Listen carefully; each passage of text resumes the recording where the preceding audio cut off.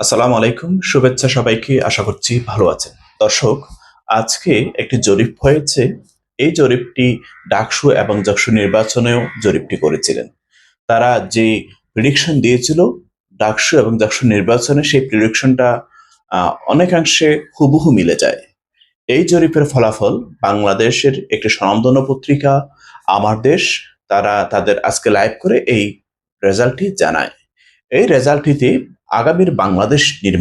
আগামীর বাংলাদেশের নির্বাচনে ২০২৬ ১২ই ফেব্রুয়ারি যে নির্বাচনটি হতে যাচ্ছে, এই নির্বাচনের ফলাফল কি হতে পারে, দেশের মানুষ তারা আগামীর বাংলাদেশের বিনির্মাণের জন্য কোন দলকে রাজনৈতিক নেতা হিসেবে মেনে নিচ্ছে, কিংবা কোন দলকে সরকার গঠনের জন্য তারা উপযোগী বলে মনে করে, কিংবা তারা কোন দলকে পছন্দ করছে, এর উপর একটা জরিপ হয়।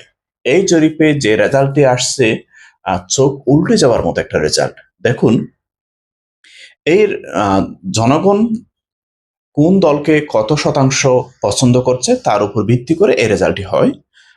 বিএনপি ৩৪.৭%, অর্থাৎ ৩৪.৭% মানুষ বিএনপিকে পছন্দ করছে। জামাতকে পছন্দ করছে ৩৩.৬% মানুষ। অপরদিকে এনসিপিকে পছন্দ করছে ৭.৩%, এবং চরমোনাইকে ৩.১%।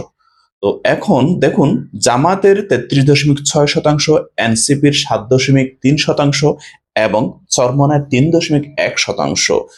এই শতাংশটা যোগ করলে প্রায় ৪৩% মতো হয়, যা বিএনপির চাইতে ১০ কিংবা ১১% বেশি।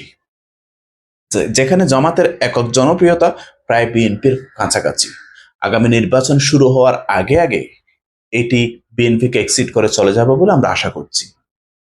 আগামীর বাংলাদেশে বাংলাদেশ জামাত ইসলাম সরকার গঠন করতে যাচ্ছে বলে আমরা মনে করছি।